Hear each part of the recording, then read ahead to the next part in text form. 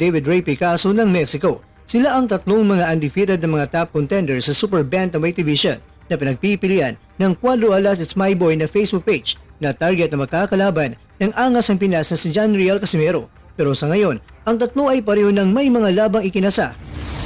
Former world champion na si Stephen Fulton gustong harapin si Luis Neri pagkatapos ay sunod ang rematch nila kontra sa undisputed Super Bantamweight world champion na si Naoya Inoue. Ito po ang mga pinagbabatayan ng ating kwentuhan. Kaya tara, kwentuhan na!